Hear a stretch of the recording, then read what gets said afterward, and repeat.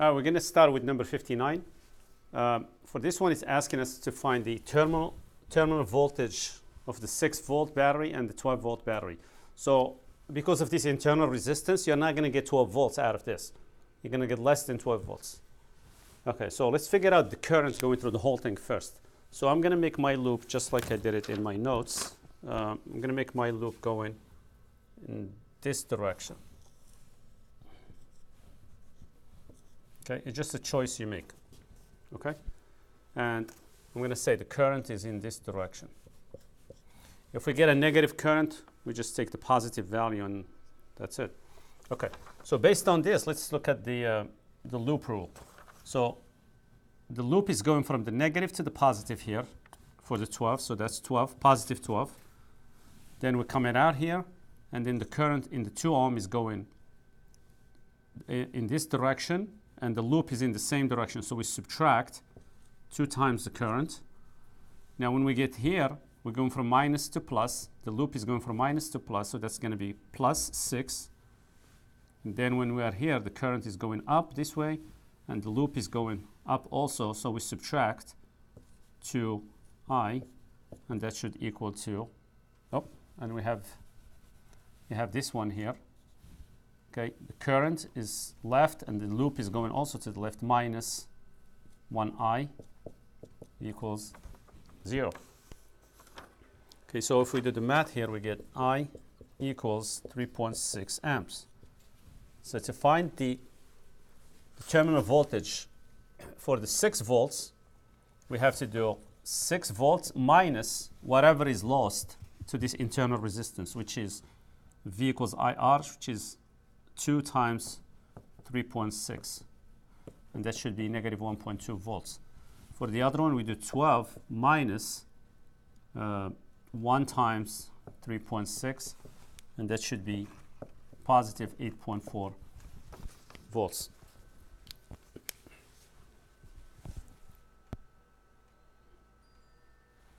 Okay.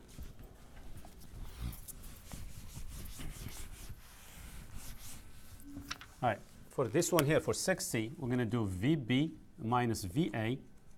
That's the difference in voltage between point B and A equals, now I'm going to pretend that there is a loop here and it's going in that direction. So this 8 will be negative 8, okay? And the current is going this way, is the same direction as the loop, so we have to subtract 10 times I, which is 5, and then here it's minus 13, and if we do the math here, we get negative 71 volts. So which means VA minus VB is positive 71.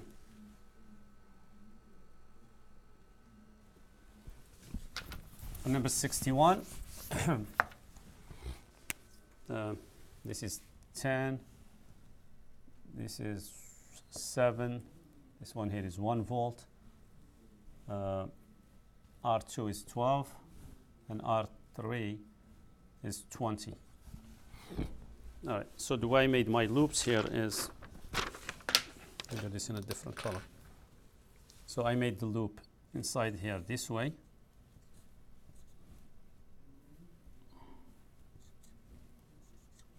And that's a choice you make. You do it any way you want.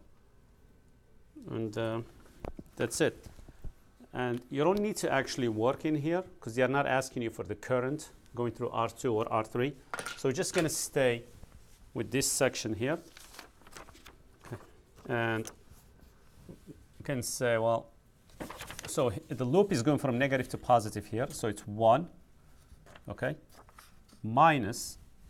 Now we're going to say, well, let's just assume the current is going in this direction. So the current is in the same direction as the loop, so we subtract 10 times the current. Now when we go in through the 7, it should be minus 7 because it's from plus to minus, and that should equal to 0. So the current here is going to be just 0.6 amps. If you did the loop the other way and you get negative 0.6, you just make it positive 0.6.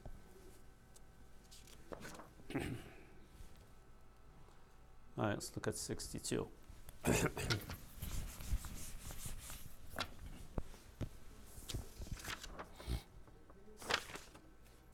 Okay.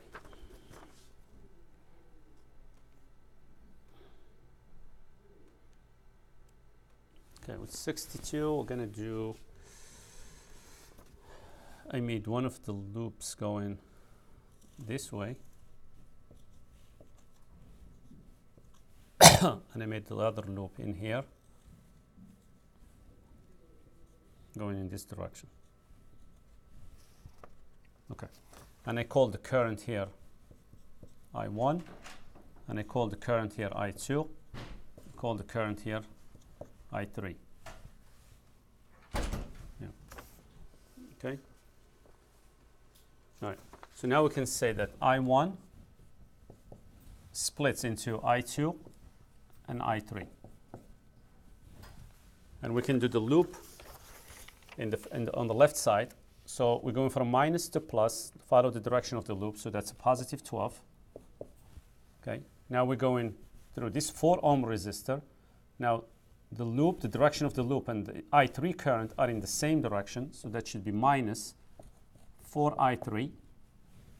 Now we go through the 7, but it's a different current going through the 7. It's I1 again, and I2 is going through here. So it should be minus 7I1 equals 0, conservation of energy. Let's do the same thing here. So you have the 9, so the direction of the loop is going from negative to positive, so that's a positive 9. And then we get to the 8, the direction of the current and the direction of the loop is the same, so minus 8I2. And then we go into through I3, or through the 4 ohm, in other words. They're in opposite directions, so you add 4I3, and that's equal to 0. Now the way you would do this is, let me just make sure we got the right numbers here. Yep. So I would organize this to show that it's I1 minus I2 minus I3 equals 0. I can write my matrix as 1, negative 1, negative 1, 0. In here, it's negative 7. There's nothing for the I2, negative 4. And I put the 12 on the other side, so negative 12. So the 9 will also be on the other side. There's nothing for I1, so that's 0. I2 is negative 8. I3 is 4. And this is your matrix. Okay? So now you can do that row reduction echelon form, and you can solve this equation. And you can look at the answer in the answer key. Okay, 63 is similar. It's asking us to find the current in the 8 ohm resistor.